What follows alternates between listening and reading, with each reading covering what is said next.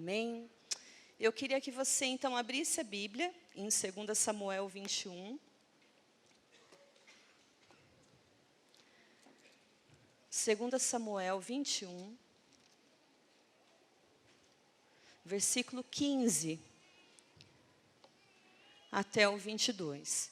Provavelmente eu não vou conseguir terminar essa palavra, já tenho consciência sobre isso, mas eu quero pelo menos falar o primeiro ponto desse texto, dessa palavra. São 4 pontos que eu teria para falar, mas se eu conseguir, pela graça de Deus, passar pelo menos um ponto para vocês, eu creio que vai ter dado o recado, irmãos. Deus tem algo para falar ao seu coração. Você acredita nisso? Né? Deus tem algo para falar ao seu coração. Abriram 2 Samuel 21, 15. Antes de lermos, eu quero que você encurve a sua cabeça, quero que você ore. Senhor, nós te louvamos e bendizemos o teu nome. Obrigada por essa noite, obrigada por esse dia. Oramos por cada mulher aqui nesse lugar, Senhor. Oramos por cada mulher em Brodowski, no Brasil e na face da terra. Ó Deus, que o Senhor venha derramar da tua unção e um novo tempo sobre cada mulher pelo poder do nome de Jesus Cristo.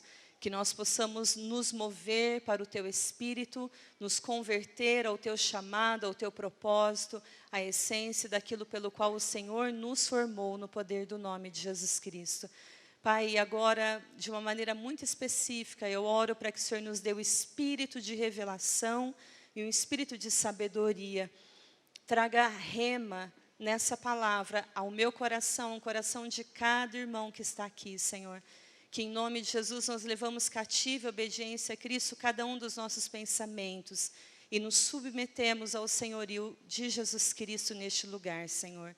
Em o nome de Jesus, libera os teus anjos, libera a presença dos teus anjos neste lugar, que o Senhor tome este lugar como já tem tomado desde o início, que aqui se faça o Manaim de Deus, acampamento dos teus anjos de guerra, que em o nome de Jesus uma nova unção seja liberado sobre as nossas vidas, Senhor, de um novo tempo que se inicie na nossa caminhada, pelo poder do nome de Jesus. Amém? Levanta a mão comigo e fala, eu recebo essa nova unção para esse novo tempo, pelo poder do nome de Jesus. Eu recebo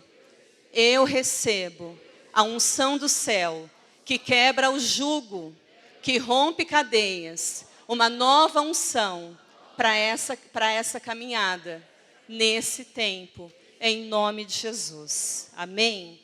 Deus vai derramar essa nova unção sobre nós essa noite. Amém, irmãos? Eu ia ministrar uma palavra bem específica sobre o Dia das Mulheres para as mulheres, e Deus mudou o script, e Ele me direcionou a ministrar essa palavra. Irmãos, essa palavra eu ministrei para a liderança da Batista da Lagoinha, lá em Lagoa Santa, e foi uma das experiências mais tremendas e terríveis que eu tive, que eu vou contar para vocês daqui a pouco, quando eu dei essa palavra, e Deus tocou no meu coração para eu compartilhá-la com a igreja. 2 Samuel 21, 15. Tiveram mais os filisteus uma guerra, uma peleja contra Israel, e desceu Davi, e com ele os seus servos, e tanto pelejaram contra os filisteus, que Davi se cansou. Fala comigo, Davi se cansou. Davi se cansou. E Esbibenob, que era dos filhos dos gigantes, e o peso da sua lança tinha 300 ciclos de cobre, que cingia uma espada nova. Fala comigo, espada nova. Este intentou ferir Davi, porém Abissai, filho de Zeruia, o socorreu, e o feriu o filisteu e o matou. Então os homens de Davi lhe juraram, dizendo, nunca mais sairás conosco à peleja, para que não apagues a lâmpada de Israel. E aconteceu depois disso, que houve em Gobe ainda outra peleja contra os filisteus, e então Sibecai, o Husatita, feriu Asaf, que era dos filhos dos gigantes. Houve ainda outra peleja contra os filisteus em Gobe, e Elanã, filho de Jarém, Orejim, o belemita, feriu Golias, o geteu, cuja lança era a haste como eixo de tecelão. Houve também uma outra peleja em Gate, onde estava um homem de alta estatura, que tinha em cada um das mãos 6 dedos, e cada pé outros 6, 24 por todos. E também este nascera dos gigantes. E injuriava a Israel, porém Jonatas, filho de Semeia, irmão de Davi, o feriu. Estes 4 nasceram dos gigantes em Gate, e caíram pela mão de Davi e pela mão dos seus servos. Eu preguei essa parte dessa palavra numa outra perspectiva, muitos anos atrás aqui na igreja, sobre os gigantes da geração e os valentes que Deus usa na geração. Então, nós não temos apenas novos gigantes em cada geração, mas nós temos também homens e mulheres de Deus, ungidos por Deus, como valentes para enfrentarmos esses novos gigantes. Amém, irmãos? Mas aqui, de uma maneira bem específica, meditando sobre tudo que tem acontecido em nosso meio, nesse último ano principalmente, esse texto me chamou a atenção. Fala que Davi, que você já conhece a história dele, era um homem de guerra, perito, general da batalha, e ele era altamente perspicaz, ele era vencedor, ele sabia como manejar bem tanto a harpa quanto a espada. E a palavra de Deus fala que teve uma outra peleja contra Israel, só que naquele momento ele sai para pelejar, porém Davi se cansou. A Bíblia fala. E eu fui pegar nesse original, nesse hebraico, significa esse cansou. Davi se cansou. Irmãos, olha o que significa isso. De tanto pelejar contra os filisteus, Davi se cansou. Será que isso fala alguma coisa de mim, de você nessa geração? O que eu mais tenho ouvido das pessoas é: eu estou cansada. Eu estou afadigada, eu faço um monte de coisa e não tenho tempo. Eu não aguento mais. Nossa, que canseira. Você tem ouvido isso muito também, irmãos? Né? O que nós mais falamos e o que nós mais ouvimos das pessoas é: estou cansada. O mundo pode cair em barranco que a gente vai encostado nele, não é assim? Nós estamos cansados. E aqui Deus chama a atenção para nós dizendo: de tanto pelejar, eu posso dizer, de tanto lutar pelas coisas dessa vida, o desgaste emocional que nós temos no dia a dia, nós cansamos. Mas esse cansou-se, no hebraico, significa escuridão de desfalecimento. E aí eu fui chacoalhada. Escuridão de desfalecimento. Fala que não era só um cansaço normal. Era como uma nuvem escura que veio sobre Davi naquele campo de batalha e pousou sobre ele e sugou as suas forças. E sugou a sua energia. E sugou a sua vitalidade, sugou a sua perspicácia contra aquele gigante. De tal maneira, irmãos, que a Bíblia fala que o gigante que tinha uma espada de sabe quanto? 3,6 kg de cobre. E sabe quanto tinha a espada de Davi, que era a espada de Golias? 7,2 kg. A espada de Davi era o dobro mais poderosa do que a espada daquele gigante. E a palavra de Deus está dizendo assim: mas aquele gigante, ele saiu para guerrear contra Davi, mas ele usava uma espada nova. Ouça isso. Nós estamos até lutando contra o mesmo gigante. Eu já vou entrar para dizer isso. Aquele gigante já era conhecido por Davi. Sabe por quê, irmãos? Porque ele estava lá no dia que ele matou Golias. A palavra de Deus fala, e também estudando a história das civilizações, a história de Israel, a história dos gigantes, naquela época, quando um gigante era levantado para enfrentar outro, ou um guerreiro de guerra, um guerreiro era levantado para lutar uma guerra, era protocolo chamar os mais principais que já tinham vencido para olhar aquele amigo vencer mais uma batalha. Então, quando Davi, a história diz que quando Davi vai para aquele monte, não tinha só Golias, tinha também os seus 4 irmãos. Porque Rafa teve 5 filhos, eram os seus 5 gigantes. Por isso que bem antes, a gente vê Davi pegando as 4 pedras. Por que Davi, as 5 pedras? Por que Davi pega as 5 pedras? Eu não tenho tempo para usar esse texto, mas ele está lá em 1 Samuel 17:40. Eu vou só ler bem rapidinho. Tomou seu cajado na mão e escolheu 5 pedras lisas no riacho, colocou no seu alforje de pastor e com a sua funda na mão se aproximou do filisteu. Eram 5 pedras que ele pegou. Queridos, Davi não estava olhando às cegas. Ele sabia que eu vou matar Golias e vai que os outros 4 irmãos deles se levantam também contra mim, então eu já vou levar as 5 pedras para matar os outros 4 gigantes. Quem entende o que eu estou dizendo? Só que ele mata Golias com aquela pedra e sobraram as 4 pedras no seu alforje. Por quê? Porque os outros gigantes se intimidaram e saíram correndo. Glória a Deus. Só que gigante, ele saiu correndo, ele não foi vencido. Escuta isso. Todo gigante na nossa vida, ele precisa ser morto. Ele precisa ser vencido, porque se você não vencê-lo agora, ele vai aparecer para você lá na outra curva da esquina. Eles saíram correndo, irmãos, são os 4 gigantes, os 4 irmãos de Golias, que voltam aqui em 2 Samuel 20.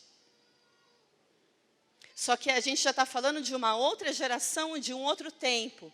E da mesma maneira como Davi tinha vencido Golias, ele fala, eu vou vencer esse outro gigante também, irmão de Golias. Então, ele pega a espada de 7,2 kg para vencer o mesmo gigante que ele já conhecia, mas que ele olha para aquele gigante e fala assim, já conheço esse gigante. Parecia que ele era fraquinho. A espada dele pesava 3,6 kg. Você acha que é à toa que Deus está dando esse detalhe para nós? Não é à toa. Porque Davi, sabe o que ele faz quando ele olha para aquele gigante? Ele fala assim, isso daqui é bobeira, eu venço fácil. Isso daqui eu dou conta do recado. E a Bíblia fala que aquele gigante era o mesmo gigante do passado, mas naquele momento, no campo de batalha, ele estava usando uma espada nova. E ele quase mata Davi. Por isso que o tema dessa mensagem é o gigante que Davi não venceu. E eu tenho visto, irmãos, que é basicamente o que a igreja tem passado. Há um gigante que a igreja não tem vencido, porque a igreja tem usado a arma antiga para lutar com um gigante de arma nova. Nós estamos tentando vencer uma batalha com esse gigante, mas esse gigante já mudou a estratégia. A arma dele, a espada dele agora é nova. Parece fraquinho. Parece que nem faz muito conta do recado. Que a gente fazendo tudo o que fazíamos antes, nós vamos derrotá-lo. Só que esse gigante já mudou de estratégia. Está pronto aí para receber? Você pode dizer amém, aleluia, glória a Deus. E por que eu falei que foi uma das experiências mais terríveis? Porque na hora que eu cheguei num anfiteatro para pregar, para só pastoras e líderes, na hora que eu pisei no anfiteatro, Jefferson, acabou a força. Irmãos, você sabe o cinema? O cinema não tem janela, é tudo preto, tudo escuro por dentro. E estávamos nós ali dentro, quase 100 mulheres, pastoras e líderes, e a cidade inteira tinha força, menos aquele teatro, aquele cinema. Na hora que eu pisei os pés ali dentro. E Deus falou assim para mim, foi a escuridão vindo sobre Davi no campo de batalha. Eu estou te mostrando o gigante dessa geração que precisa ser vencido pela igreja. E sabe o que eu fiz? Preguei no escuro, sem ninguém me vendo, preguei com elas acendendo a luz do celular, preguei sem elas me verem, sem vê-las. Na hora que eu terminei a pregação, a luz voltou. Você acha que isso é coincidência, irmãos? E a cidade inteira com força, com energia elétrica, menos aquela sala de cinema, menos aquele anfiteatro. E Deus falou para mim, você está vendo, eu estou confirmando para você, essa escuridão do desfalecimento, que é o gigante da nova geração. Qual é o gigante desse século, irmãos, que nós temos falado? A depressão. E a depressão nada mais é do que uma nuvem de escuridão que vem sobre as pessoas e que suga dela a alegria de viver, que suga dela a energia de lutar, que suga dela o entusiasmo, que suga dela os seus sonhos, a sua perspectiva de vida. E nós ficamos como igreja tentando lutar contra a depressão com a espada antiga, com oração, com jejum, com leitura da palavra de Deus, e eu sou contra isso? Não, de forma alguma. Mas Deus está dizendo, olha, precisa haver uma arma nova para vencer esse gigante. Não tem como vencer esse gigante fugindo de questões emocionais da nossa alma, e espiritualizando tudo que é emocional, achando que tudo é do diabo. Sabe, olha, antigamente nós tínhamos no culto aqui, e em cada culto, nós tínhamos uma pessoa que ficava possessa de demônios, e que nós expulsávamos esses demônios, e a pessoa era liberta. E agora, há muito tempo, nós não vemos mais isso na igreja. Significa que a igreja não tem mais unção, irmãos? Significa que a igreja não tem mais unção? Fala comigo, claro que não. Significa então que os demônios não existem mais? Claro que não. Nós estamos lutando contra o mesmo gigante, mas ele tem agora uma espada nova. Ele tem agora uma espada nova. Você não vê a pessoa mais estribuchando para a gente expulsar o demônio. Ele está sorrateiramente nas questões emocionais e psicológicas das pessoas. E nós queremos lutar com a mesma espada para vencer esse gigante. E nós não temos tido sucesso. Mas eu acredito de todo o meu coração que se há um povo ungido de Deus, capacitado pelo Senhor para derrubar gigantes, é a igreja. Somos nós, com armas espirituais, sem dúvida alguma, irmãos. Eu acredito em jejum, eu acredito em louvor, em adoração, na palavra de Deus. Eu acredito nas nossas armas espirituais, mas Deus falou para mim que agora esse gigante vai ser vencido com uma nova unção sobre a igreja e uma nova espada. Deus vai lhe capacitar a vencer esse gigante com uma nova espada. Você vai receber uma nova unção para derrotar, para destruir, para matar esse gigante nessa geração, no poder do nome de Jesus Cristo. Amém, queridos? Bom, e continua, né, toda essa peleja, deixa eu ver meu horário aqui.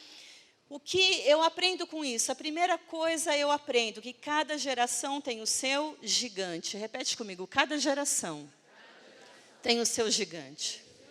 Então, Davi venceu Golias. Ótimo. E todo Golias vem antes do trono. Todo Golias vem antes de uma vitória, de um nível de sucesso, de algo poderoso que Deus vai te entregar. Você vai ter que matar o teu Golias para subir de nível, para ir para um outro nível espiritual. Amém? E aqui eu pus gigantes são necessários nas nossas vidas para a gente adquirir autoridade espiritual e respeito pelas pessoas. Quando aqueles homens veem que Davi mata Golias, ele adquire respeito do exército de Saul e ele adquire autoridade também. E é assim que nós ganhamos autoridade, quando nós matamos e vencemos os nossos desafios e os nossos gigantes. Então, matar gigantes nos dá reconhecimento diante dos homens e diante do mundo espiritual. Cada época tem o seu estilo de guerra. Cada época tem a sua estratégia. Vocês lembram da Guerra Fria? Era uma guerra ideológica, camufladíssimo. Tinha os espiões de guerra, que estão sendo descobertos até hoje, esses espiões da Rússia, dos Estados Unidos, não é assim? E era uma guerra fria. Por que era guerra fria? Porque era uma guerra não declarada e nos bastidores. E aí terminou-se a Guerra Fria. Hoje nós lutamos com a guerra contra terrorista.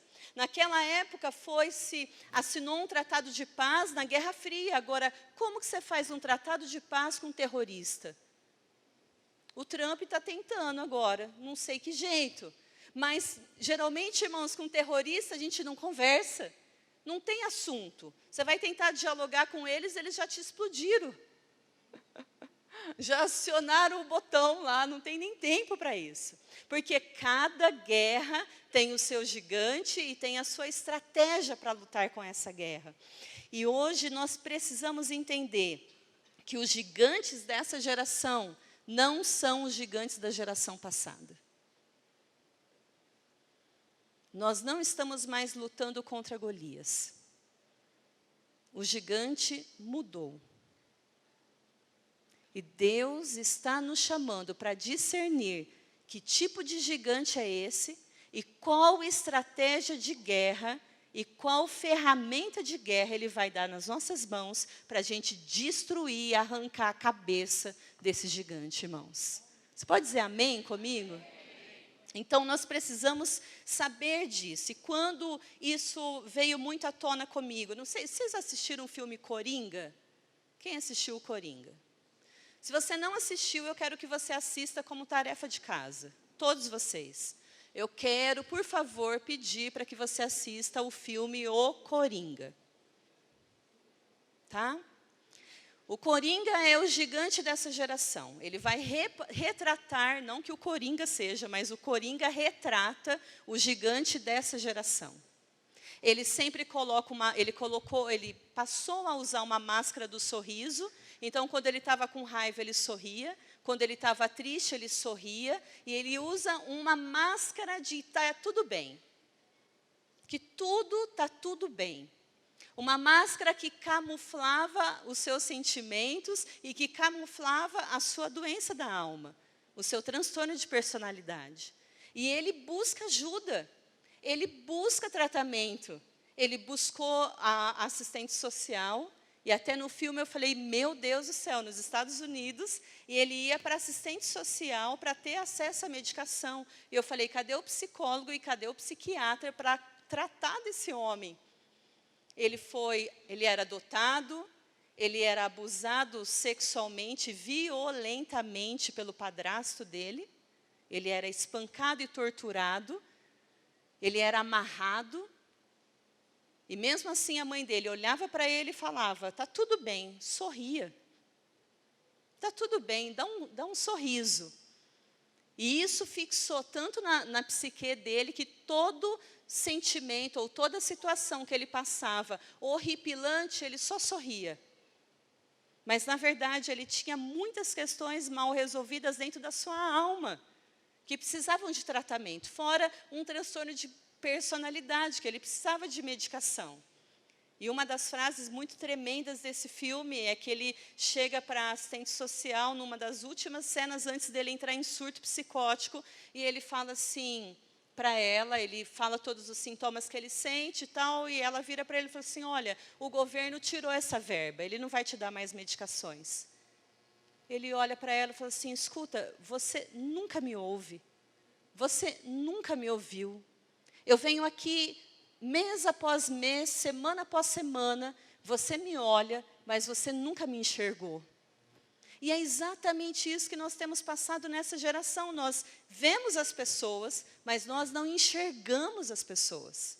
Nós convivemos com as pessoas, mas nós não somos íntimos delas. Nós não queremos relacionamentos, nós não queremos muita aproximação, porque dá choque, porque um ferro com outro ferro se afia. Então, aquele relacionamento não deu muito certo, a gente já quer se afastar daquele relacionamento. E nós vamos nos isolando como seres humanos.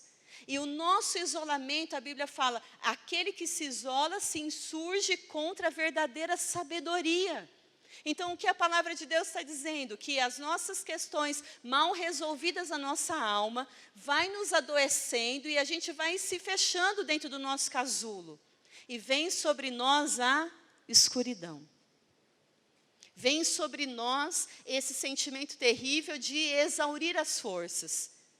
Davi no campo de batalha. E um outro filme que eu assisti, que foi impactante assim na minha vida, foi o ano passado, foi até antes do Coringa, foi o Bird Box. Não sei se vocês assistiram o Bird Box também. Depois vocês assistam, por favor.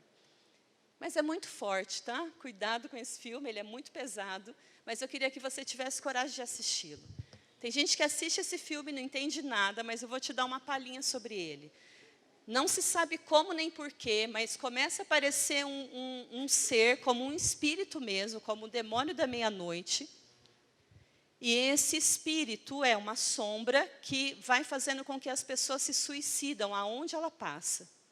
Então, quem fica dentro de casa está protegido desse espírito. Mas quem olha para fora, ou quem fica só lá fora, é cometido por esse espírito e se suicida. Irmãos, ali foi um abrir de realidade diante dos meus olhos. Porque são várias cenas muito pesadas e muito fortes que Deus foi ministrando no meu coração a respeito da nossa geração. Nós, enquanto estivermos cuidando de dentro, que é dentro da nossa casa, dentro do nosso coração, no interior da nossa alma, nós estaremos protegidos desse espírito de morte, de suicídio. Mas se nós vivermos uma vida só para a superfície, só para fora, só para a superficialidade, nós podemos correr o risco de adoecermos e sermos sucumbidos na batalha como foi Davi. E uma das frases mais tremendas desse filme, ela é uma atriz que ela está grávida e ela nega a gravidez. E ela não assume que está grávida, como se ela estivesse numa depressão pós-parto. Ela não assume os seus sentimentos, porque ela foi abandonada pelo pai da criança. E ela vive pintando os quadros, e ela vive dizendo que está tudo bem. A irmã dela que compra as sopinhas do bebê, a irmã dela que leva ela para o hospital, e ela fingindo que não estivesse grávida. Ela fingindo como se aquilo que tivesse acontecido com ela não tivesse afetando a sua personalidade e os seus sentimentos. Ela vivia negando o que ela sentia. No meio de todo esse quadro. Encerrando esse filme, um dos momentos mais tremendos que ela tenta fugir depois de anos. Ela chama aquela criança que ela teve de menina. E chama o outro menininho de menino. Ela não dava nome. Ela não conseguiu dar nome até para o seu próprio filho. O que significa isso? Que ela não conseguia lidar com o vínculo afetivo. Ela tinha medo de se apegar em pessoas, de se relacionar com gente e de se decepcionar novamente. E aí eles estão na floresta a um passo de poderem entrar, tipo num Éden, para serem salvos desse espírito, irmãos. E ela se perde das crianças, porque eles tinham que andar de olhos vendados, quando eles saíam de casa. E lá eles, de olhos vendados, se eles tirassem a venda dos olhos, viria sobre eles o espírito de suicídio e eles iriam se matar. Só que as crianças se perdem na voz daquele espírito, daquele demônio. E ela começa a gritar no desespero dela. E na hora que ela grita, ela fala: tá bom, você não é a menina, você é minha filha. E a mamãe ama você. Me perdoa, porque eu tinha medo de me relacionar, porque eu tinha medo do que eu pudesse sentir, porque eu tinha medo de perder você, e eu me afastei emocionalmente, mas agora escuta o que a mamãe está falando, volta para mim. E ali eu falei, uau, meu Deus, o que é isso? O Espírito Santo falou assim para mim, isso, filha, é o que tem faltado nessa geração. A proximidade nos relacionamentos. Vínculo afetivo, carinho, afeto, troca de conversa, diálogo. ser um pelo outro, um defendendo a causa do outro, apesar das diferenças, apesar de todos os pesares. Você voltar a ter coragem de falar para aquele seu amigo, irmão da igreja, olha, eu amo você. Olha, me perdoa pelo que eu te fiz. Olha o que aconteceu, nossa rusga do passado, eu não queria nunca mais olhar para a tua cara, mas olha, eu não posso viver sem você não, você é meu irmão. É voltar ao diálogo, é voltar ao relacionamento, e não a gente passar a vida arriscando as pessoas de nós.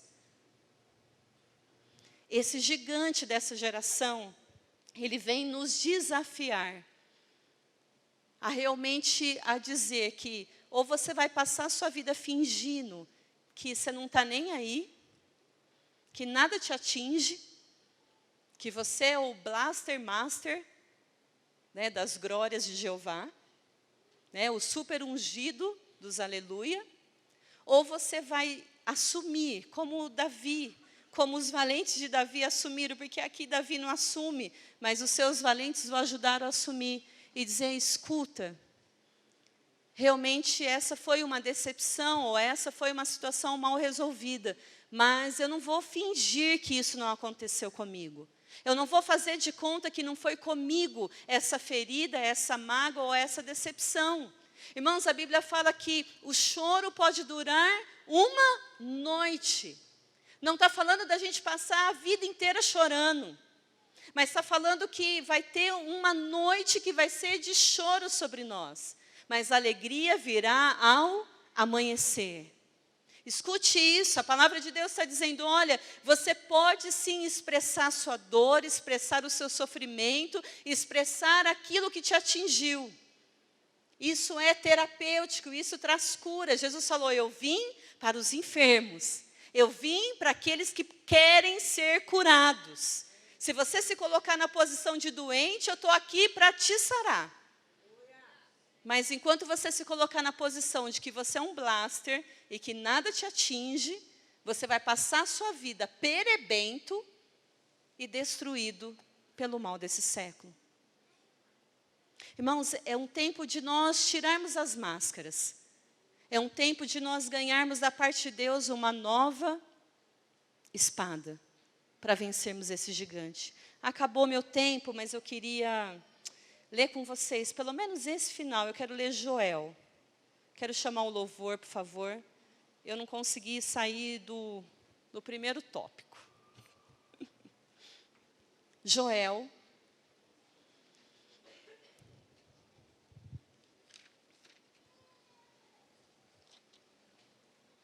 Joel 3, versículo 9 e 10. Mas recebeu? Você recebeu de Deus essa palavra? Está dado o recado, irmãos? Amém? Amém. Então, Joel, eu vou ler aqui com vocês. Joel 3, 9. Proclamai isso entre as nações, apregoai guerra santa e suscitai os valentes. Cheguem-se, subam todos os homens de guerra. 10.